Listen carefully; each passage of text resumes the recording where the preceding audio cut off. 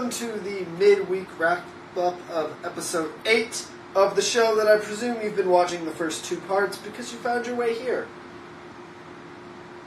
I am Thomas Wolfe, as you know, Travis Colt, Kevin Hawk, Pizza, Soda, Undertaker, Christopher Daniels, Snapple. Thanks for being special guests on our show. Vacuum. I'm just listing words now. So let's get right into it. Yeah, I'm going to wrap up main event in one sentence. I think I know what this is going to be. WWE said, fuck storylines. They took whatever they were writing. They're like, you know what, we're on this build for SummerSlam. We're going to have all these matches make sense. And this week they decided to say, fuck it. Because main event made no goddamn sense. It was way more than one sentence. The first sentence, the fuck storylines, that was Okay. one sentence. The rest of it was just add-on. It's a big run-on sentence. Yeah. Really bad with I'm punctuation. horrible at punctuation. Your one sentence made as much sense as main event. Yeah. Yeah, there we go. So, we open main event with Del Rio. Del Rio comes out, starts cutting a face promo, talking all in Spanish because they're in Laredo, Texas. They're on the border of Texas and Mexico. It's the closest you can get to Mexico without actually being in Mexico. Kind of ironic that he cut a face promo considering how much of a jerk he reportedly was backstage. We'll get to that at the end of the midweek wrap up. But yeah, so I like that we epic foreshadow in this show. Yep. So he comes out, he cuts this whole promo, and he thanks the crowd. He goes, I thank you for your support. I appreciate it. And I'm thinking, okay, this is interesting. Maybe they're going a different direction with Del Rio. Del Rio face turn. So, come on, Birdie, let's do it. So what heel could Del Rio face?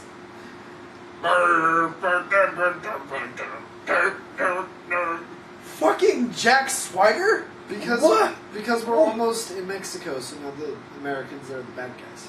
No, but they're still in Texas.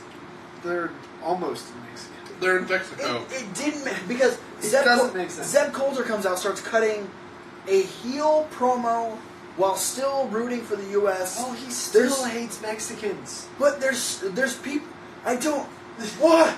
He's going as Rusev. He meant that was the only thing that kept this from being like, oh, they totally recorded this some of the time, was that he mentioned Rusev. Okay, he's mentioning that he's going into this match against Rusev. What? Why? What? Maybe they did record this some other time. Maybe this was recorded before, after the Rusev Swagger thing started, but before Swagger went full on face with it. No, it couldn't be because I'll tell you why once we get to their match. This was set up for their main event, so heelish Jack Swagger is going against Facious. Facious? Facious. He's Del Rio. He's like a baby face, not like poop. He's not feces. He's face-ish. It was terrible. Terrible with a capital terrible. Brain vomit. But there's more. One wait. So the low price of $9.99. You can check out this mind fuck of a main event on the WWE Network. Up next, the night before on Raw, we had the return to action of Dust to Dust. Goldust, Stardust, building them up. They've been, giving them great stuff over the last couple months. All these great promos, stuff like that. They'd be going against Slater Gator, which Heath Slater's still trying to get that name over. He's really trying. Heath, get away from the Gators as fast as you can before he he's bites your career off. Just... Well, look what happened with Darren Young. Yeah. Darren Young, he's just injured. He's not. Yeah, Probably injured by Titus O'Neil. Probably. Okay. And his giant, fucking ugly horse face. So, Slater Gator won. Slater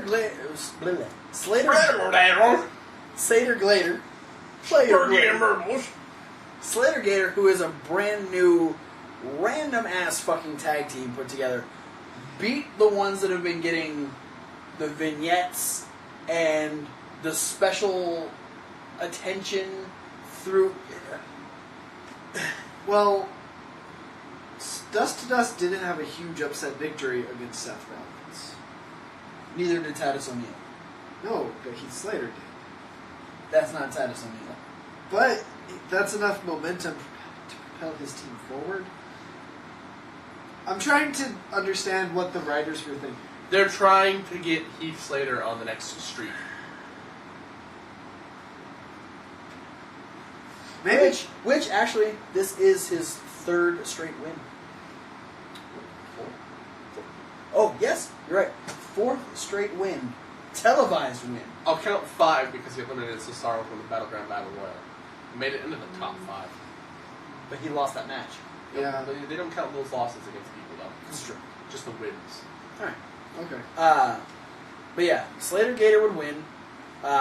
Really funny, like, after match celebration, like, Heath Slater's, like, jumping on Titus O'Neil, like, trying to get him excited, and Titus O'Neil's like, show him off, the hell are you doing? So it's a funny dynamic, but why couldn't that have been Rybaxel? Yeah, what bugs me is the team, Slater and Titus O'Neil. Because Titus O'Neil just got done doing the angle, I'm tired of having this tag team partner dragging me down. That is why they're having him not want to be part of the team. True. But still, it's a funny enough dynamic. It would just be better if someone who wasn't Titus O'Neil was the opposite piece there. Yeah. Let's get Camacho to do. That is such an insult to Titus O'Neil.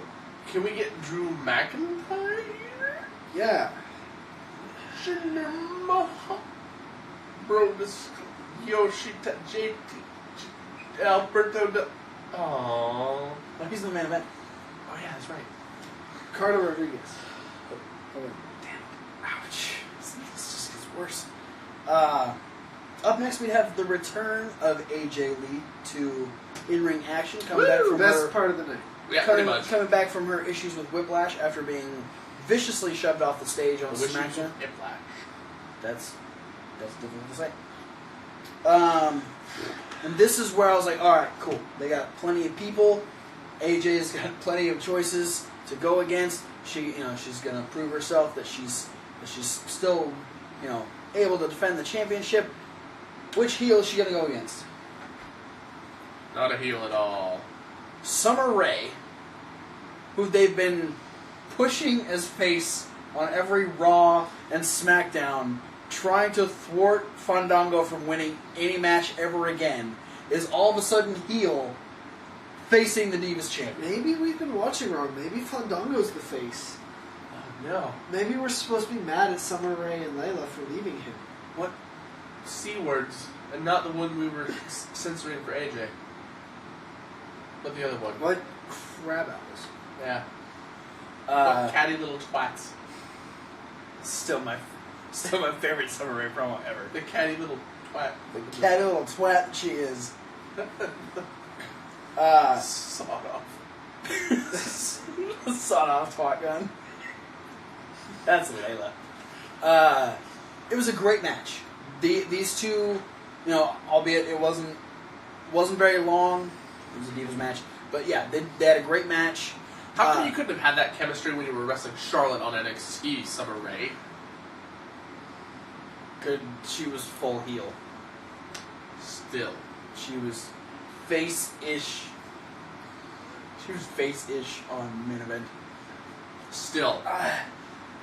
Again, It's all right. I don't understand. Good match.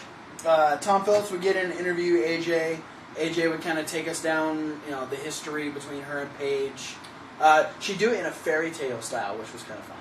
Yeah. And you know what I appreciate? That it wasn't another video recap of these guys' story. Yeah, it was legitimately like AJ telling her side, but saying that, she's going to be the one to take the Divas title at SummerSlam. Paige would come out and tell her that she loves her and that that she's she idolizes her, all this stuff, and Marry me, Paige. but would let her know that she was going to be the one winning the Divas title. AJ would go back to one thing that Paige said when AJ returned was, "This is my house now," and AJ would say, "Which is a really big house."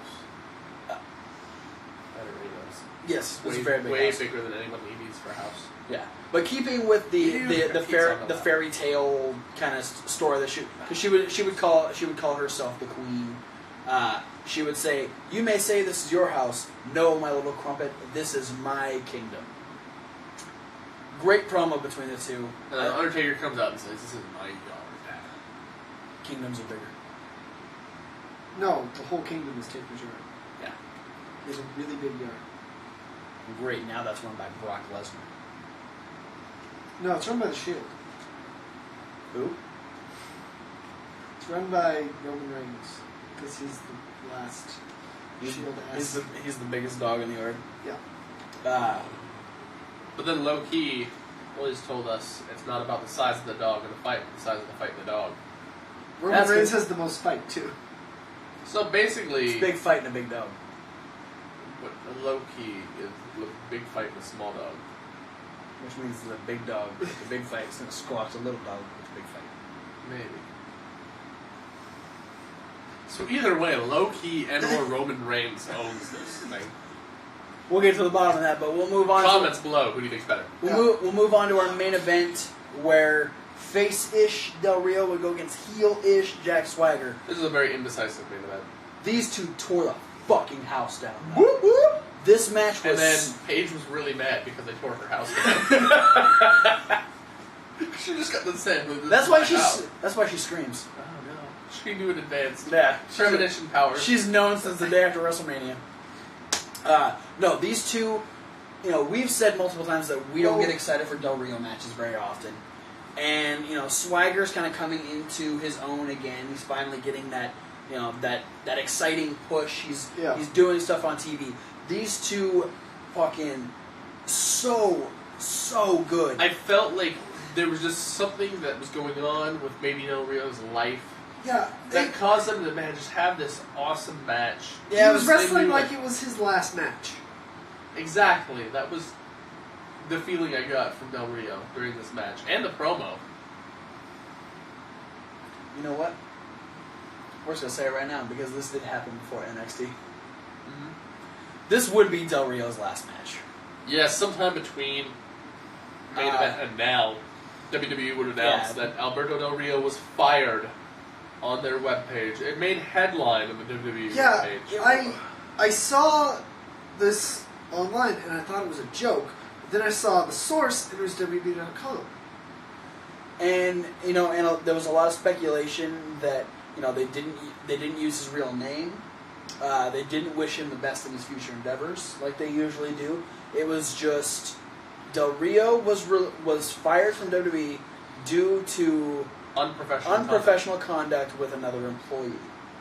Rumors are circulating right now that there was a conflict between Del Rio and what is being said was one of the social media workers for WWE.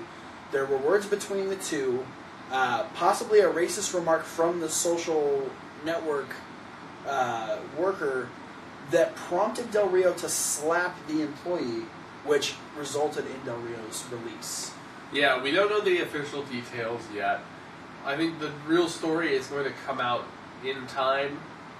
But I guess that explains, I think, why the release statement was so abrupt and not,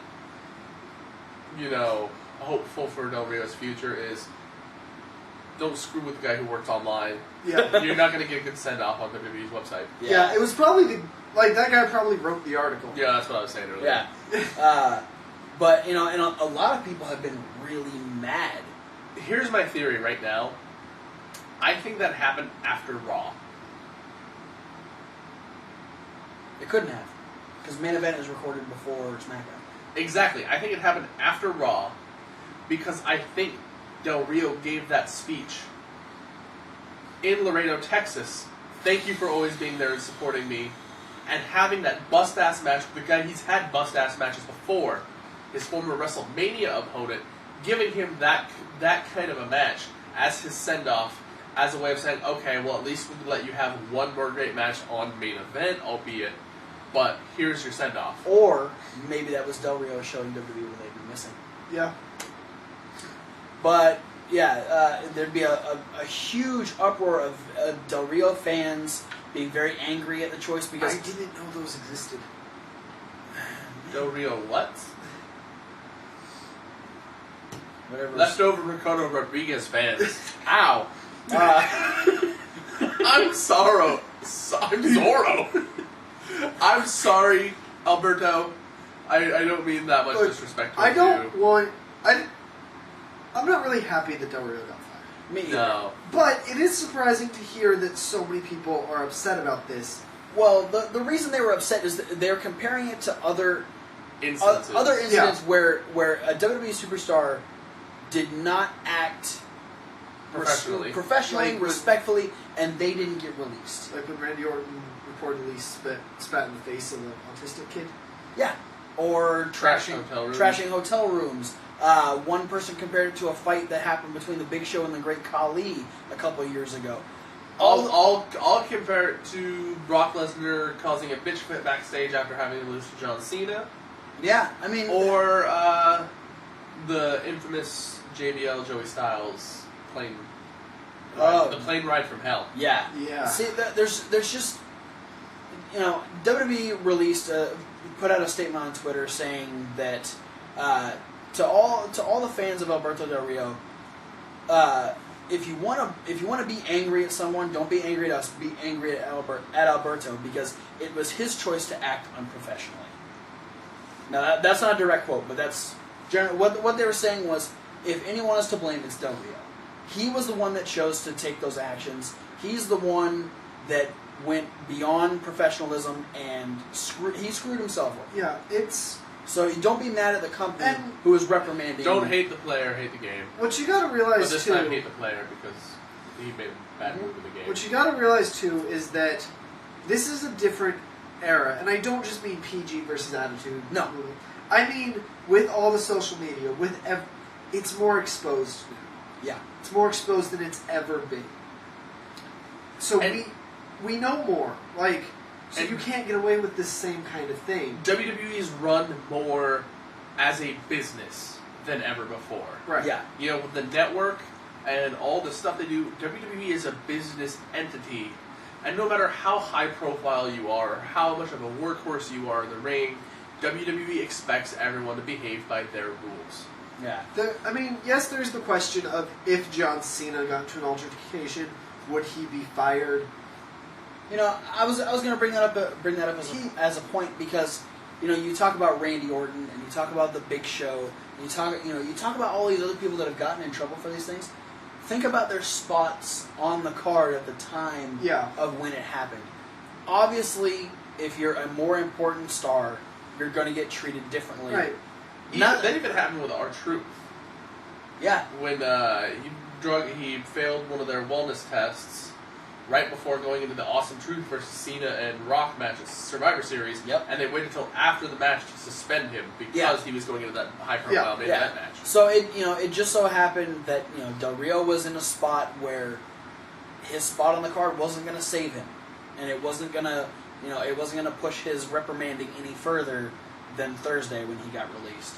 So it's unfortunate, but Plus, let's all remember that Vince McMahon is an unpredictable, crazy person. And depending on his mood, he's psychotic. He might punish you for something more than he would something. It's not necessarily even who he's punishing. It also comes down to the day he's punishing them. Yeah. He's cranky on weekdays. Yeah. And you know what? Let's not rule out that we'll never see Alberto Del Rio again. No. We've seen people come back from worse. We've seen wrestlers not be punished for things. We've seen wrestlers be punished for things, let go, and a few years later they get to come back. I'm thinking like instance Jeff Hardy failing wellness tests, leaving WWE, and then getting to come back like 4 years later. Absolutely. So who knows? Maybe one day we'll see Del Rio, former world champion, back in the WWE circle again. We can only hope, because despite the fact that he's not that important right now, and we're not the biggest Del Rio fans of all time, he kind of is an important factor in the company because of how much effort he puts out and the consistency of his work on a week-to-week basis. Yeah. It may not entertain us on all the time, but he is a very strong worker. He's a link to the Latino fans, and it's unfortunate, but there's not much we can do about it. I wish him the best in his future endeavors. Good luck, Del Rio, on whatever you may do. Godspeed, Birdie. But up next in the midweek wrap-up, we would have NXT, where the 8-team tournament to determine the number one contenders to face the Ascension I'm excited. would begin. So I'm going to give you a quick rundown of the 8-team tag team tournament matches that we've got going on. First round matches include Enzo and Big Cass versus Dillinger and Jordan, who have teamed together before multiple times on NXT. We have Bull Dempsey and Mojo Rawley taking on the Vaudevillains. We had Sami Zayn picking a partner. He hasn't picked his partner yet to face Tyson Kidd and Justin Gabriel. And then we would have the final match, one that I'm really, really, really looking forward to because it has probably one of my new favorite NXT teams in it, Sin Cara and Kalisto, going against the debuting team of Wesley Blake and Buddy Murphy. My one complaint, I don't know who Wesley Blake and Buddy Murphy is. Why don't we put the Mechanics in this tournament? Yeah. The Mechanics who made their debut last week, and falling victim to another team making their debut as a team, Bull Dempsey and Mojo Rawley. How come Mojo Rawley and Bull Dempsey get to stay in the tournament, but the Mechanics, who are a team established enough that they even get their own name and entrance and gear? This is true. They need to be in the tournament. They're not. I'm not going to harp on this for too long, but they should be there. My opinion. They did lose to another team in the tournament, though.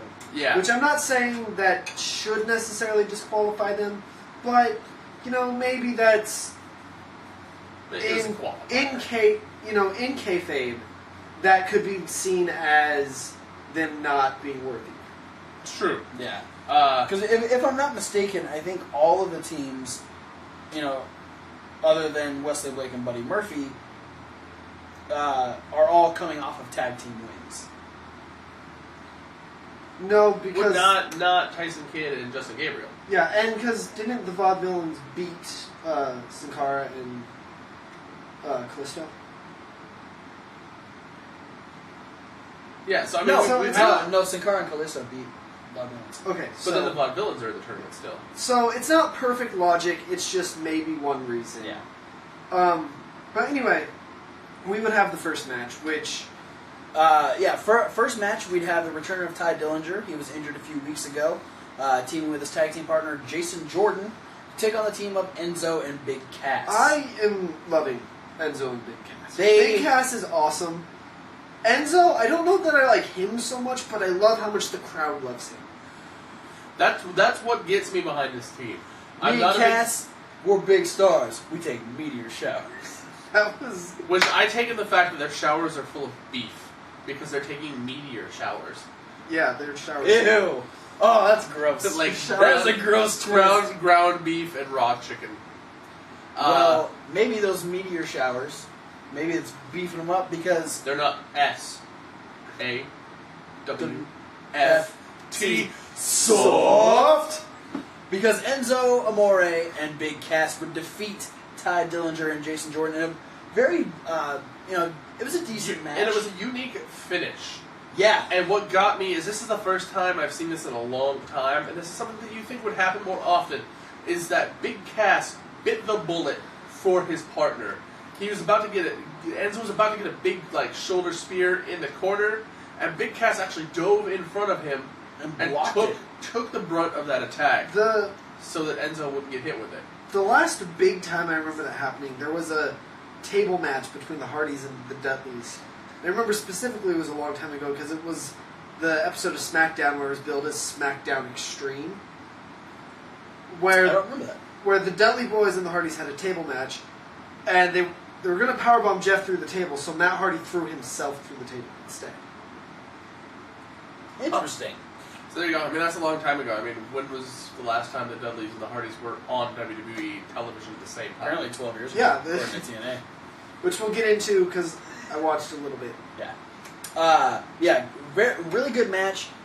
So we'd have, Ty Dillinger would go for the spear in the corner. Cass would block it. Enzo, would try to come back and get the win. The refs fighting Jason Jordan out. Ty Dillinger would set Enzo up for some sort of finisher, and he'd get booted directly square in the face by Cass, and he would fall down. Enzo doesn't even realize what's going on. He is knocked the fuck out, lands right on top of Dillinger, gets the 3. So we've got Enzo and Cass moving on to face either Bull Dempsey and Mojo Rawley or the Vaudevillains. Yes. Here's something that goes along with something that I mentioned a few weeks back when we were talking about Big Cass. The Boot won the match. Yeah, that... He didn't need to jump in and also elbow drop him. But he didn't get the pin. Doesn't matter. If he would have got the pin, he would have done the elbow. Doesn't matter. The Boot won the match. Yeah. The elbow drop was completely unnecessary. Technically, Enzo finished the match. Yeah, but the Boot...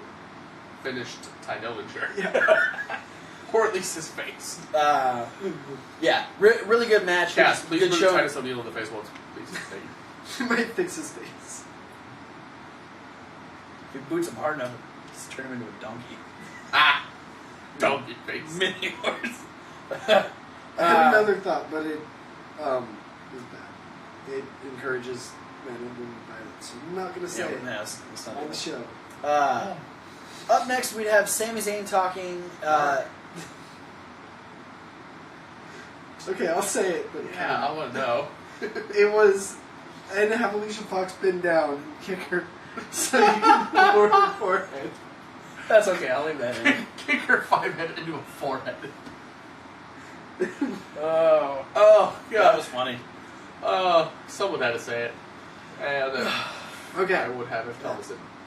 So moving on, we'd have Sami Zayn talking to Renee Young in the back. Renee brings up the fact that Sami doesn't have a tag team partner. He goes, yeah, you know what? I mean,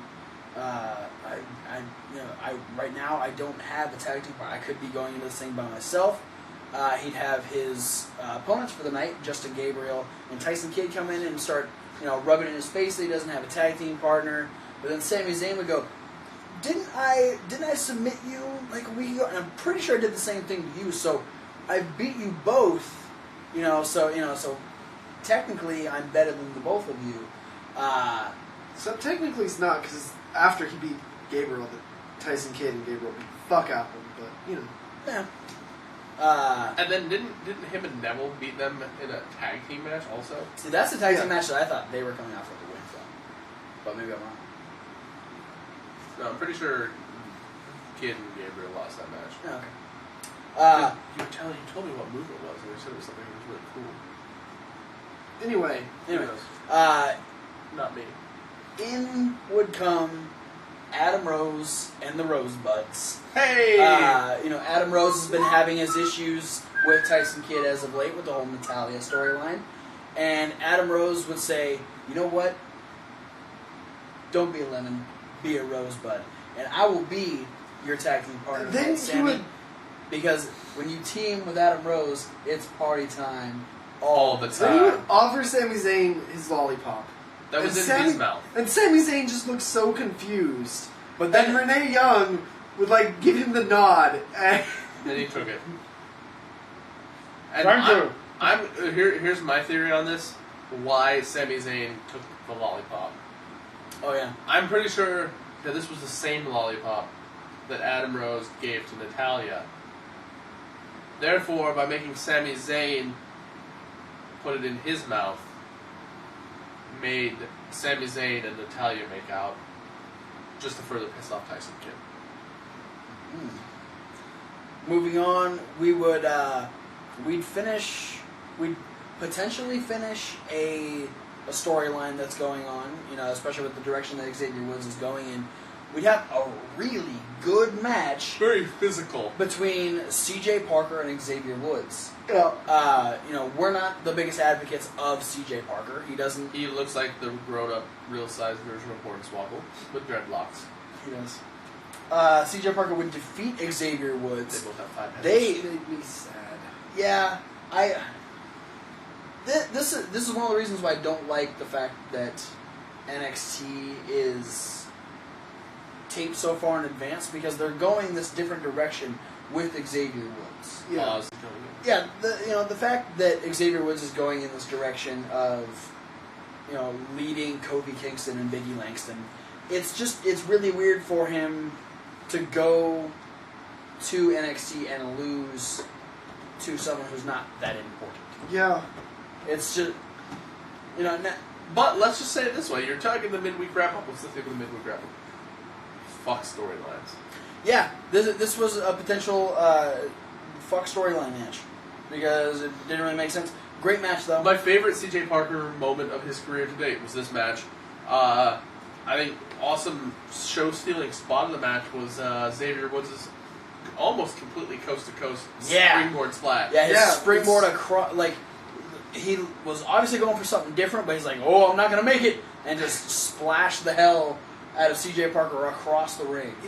And it's things like that why I'm sad that CJ Parker won, because Xavier Woods is so good. And I get it, they're trying to push CJ Parker, and they're going to establish him by going against the guy who's been called up to WWE, but still, Xavier Woods is so good. Yeah. And he got to yell, it's more than time. Yes. Which is... And hit him with the honor roll. I think that's a weird name for the move, considering he yells at Morphin Time first. It's such a throwback to childhood. Maybe, we don't know this, but maybe the members of the Power Rangers were on the honor roll in their high school in Maybe. Angel Grove. Billy was, at least. No, here's the thing: is I think Billy was just hanging around. He was old. He's the creeper, just hanging out. He's the guy who graduated 3 years He's ago. a but super senior. Still hanging around. Okay, but he was still on the honor roll when he was in school. Yeah, I don't know. Honor roll. And I like it though. Tommy and Jason were on the honor roll in martial arts class. And Zach was on the honor roll for dance. And also on the honor roll for missing finger class That was after college school. Moving on, we'd have a segment where Tyler Breeze would name his fans the Wanna Breeze. Yeah, that was You hilarious. love this. I love it when any wrestler can come up with a really creative name for their fans. Well, and it's good because it fits with his "I'm better than you." It's an insult for his fans. Yeah, it's all these people love Tyler Breeze, but he's not going to give them the time of the day. He's not going to accept them as fans. He's going to call their wannabe fans. So they're the Wanna Breeze. I think he's going to make a distinction sometime in the near future that females and males are different kinds of wannabes. That males are wannabes because they want to be like Tyler Breeze. Females are wannabes because they want to be with Tyler Breeze. Well, yeah, I mean, but there's uggos on both sides. Yeah, but okay, so everyone's an uggo. my girlfriend was brushing her teeth when we were watching NXT. Tyler Breeze came out and started talking, and I yelled to her, "Get in here! Your boyfriend's talking." Which you weren't lying because you were talking when you were saying. Yeah, Taking that out of context. but it's because she just loves. No, she just loves Tyler Breeze, and I don't want her to more use than it. you. Hey, Yeah, probably. Ouch. He's Prince Pretty. Yeah. Lack of self-confidence. No, it's not a lack of self. Yeah. It's not a lack of self-confidence. It's just probably I'm confident in myself, but I mean it is Tyler Breeze we're talking about. That is true. I wish I was an iota of a percentage of how pretty Tyler Breeze is. Yeah. But I don't think he actually set a day that he was going to challenge for it, but he would say that he's looking to wash the Uggo off the NXT Championship. So he's getting closer to announcing when he will face Adrian Neville for the NXT title. Up next, I can't believe that It's not butter. I can't believe that I wrote this note down, but we had a decent match between Bayley and Eva Marie. Headlock, shoulder block, bow and arrow stretch. What's going on, Eva Marie? You're not sucking. NXT does wonders for people. Yeah, no, I mean, like, it's always awesome to see Bayley on TV or computer screen, depending on how you watch whatever. which you can watch. Keep going. You can watch the WWE Network for just $9.99 a month, a low price where you can get NXT, Main Event, replays of Raw and SmackDown, and every pay-per-view from WCW, WWE, and ECW. Yeah, Eva Marie would have the best match of her career. This is the defining moment of her career post WrestleMania is get down, bitch. And that was the greatest thing. She didn't even do her get down, bitch move. She did a shoulder block. Like, she legit did a wrestling move to knock Bayley down. And it was awesome. I was thoroughly impressed with Eva Marie. Bayley would get the win. Thank God. Commentators would say that since she beat Eva Marie, that she's Proved herself worthy of an NXT Women's Championship No, match. that was something I thought was hilarious. I got up and I walked away from the TV for a second. And The said, commentary during the whole match, they were like, yeah, Eva Marie, who's been a breakout star on Total Divas and in WWE, and they were talking her up so much. She paid them off to do it. I kind of think they were being ironic. Like, really straight-faced sarcasm there. She I gave really them all hope you're right. blowjobs. They were all But, you know, She What gave I- them all Joe Blobs. what I'll say about this match, because I kind of Prince Albert. kept my mouth shut, because I didn't like the match.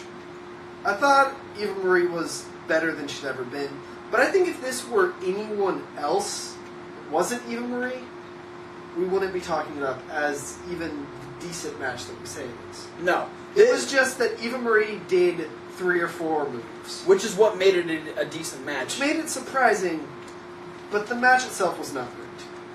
Yeah, no, it falls on that line of average match. Yeah. That's why I said decent. Yeah. Decent by Eva Marie standards. Yes.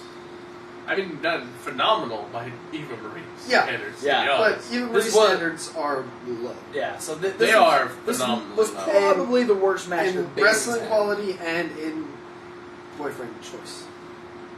Yeah. But like I It's said how while they we were are. watching it, she would do a hell of a Poison Ivy cosplay. Halloween's Yeah. coming close.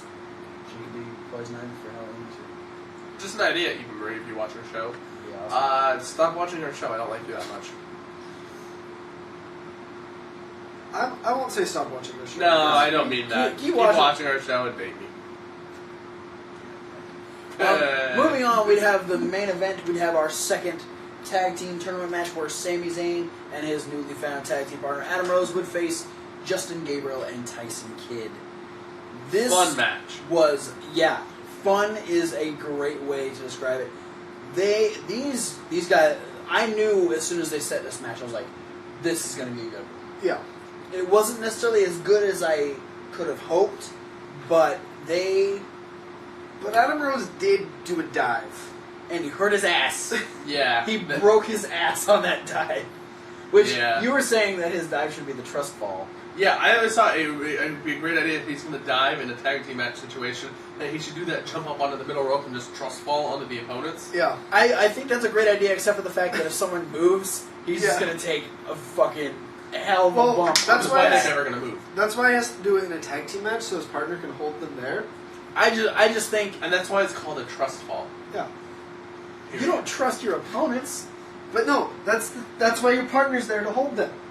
Your partner holds them there almost a headlock type thing. That's scary. And then everyone dumps because Adam Rose just I think we should take the trust fall idea, and when he jumps, he just needs to yell, "Catch me!" And he just- That was loud. And criminally. Catch me! I'm helping. It would be funny though if his opponents were like going to move, and then he said, "Catch me," and they're like, "Oh wait, we got." He told us to. That's Yells, the drugs talking. he jumps up and yells, "Don't be a lemon," and they okay. Good rosebuds. But yeah, Rose and Sami Zayn would move on into the tag team tournament with a really, really fun, really very physical match between both teams.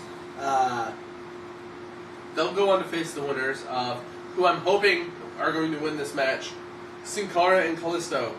Because I would love to see Sin Cara and Kalisto versus Sami Zayn and Adam Rose. Yes. But that's without saying that we don't know much about the debuting team of what Blake Wesley and Wesley Blake and Buddy Murphy. Wesley Blake we've seen once. He was trained by Dory Funk.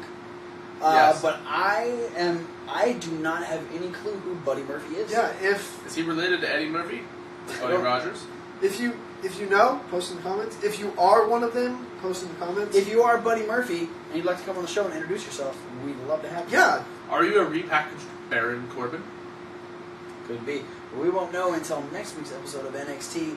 It's so far away. So to finish up our midweek wrap-up, Thomas Wolfe has a little bit of TNA. I caught about the last... the last half hour of TNA. I decided to check it out. Figured if it was something good, I'd watch it. And it was Samoa Joe versus Sonata versus Low Key. Almost called him Cabal. Oh. Well, we were just talking about NXT. Yeah. In a triple threat match for the now vacated X Division title because Austin Aries cashed it in for option C. Because he always wins the belt this time of year, and he always cashes it. But apparently what Austin Aries said he's going to do is when he wins the title, and this, I don't know if I like this, but it might be interesting. When he wins the title, he's going to introduce option D, in where whoever is the X Division champion can cash it in like Money in the Bank whenever they want. That's unoriginal, but you know whoever has the X Division championship is going to want the D.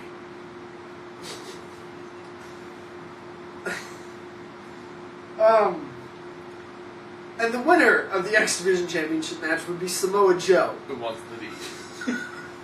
But that's only if Austin Aries can beat Bobby Lashley. Who is the D?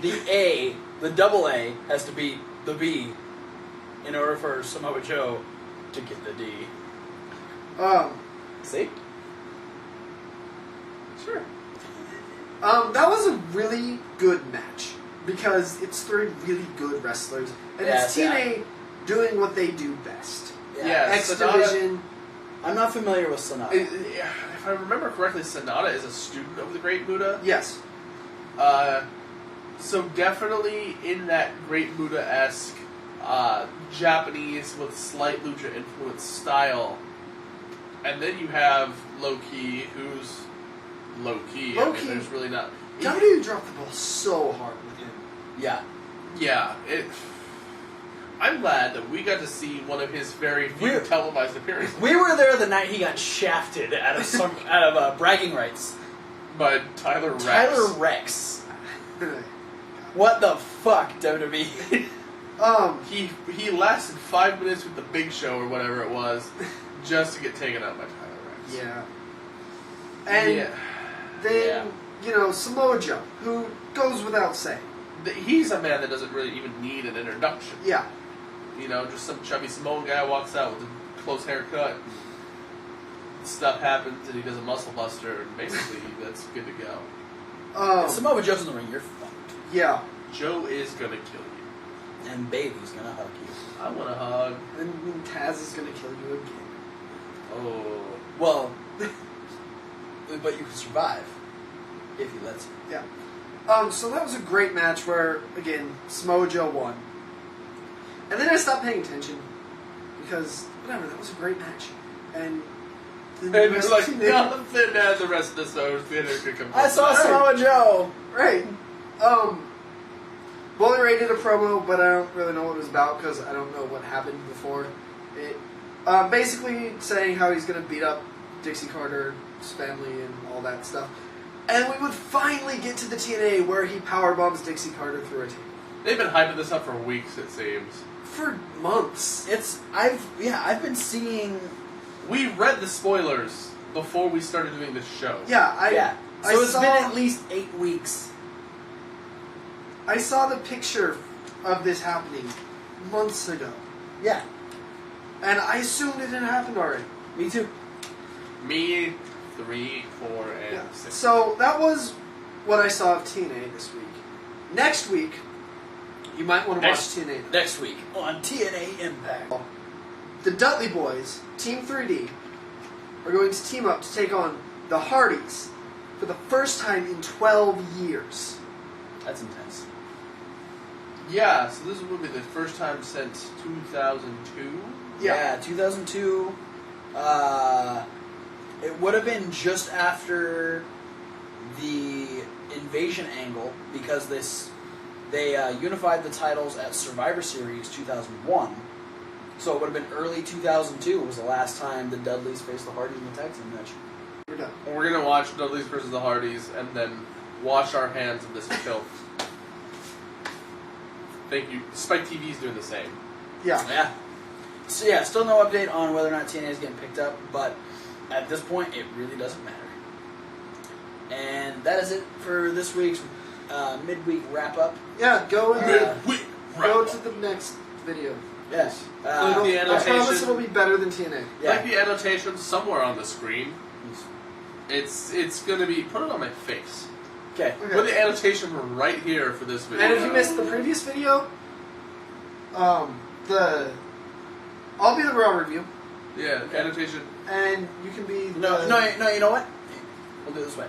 If you missed the Raw review, click the annotation over Thomas Wolf's face. If you missed the 5 matches you shouldn't miss, click Kevin Hawk's face. If you want to go to the next segment, which will be Who Should Have Ended the Streak, click my face. But be sure to like, favorite, subscribe, and do all those wonderful things on social media with our video, and pass this around to your friends. Like, suddenly pass around that's not illegal substances. Yeah. like you would pass around a box of donuts.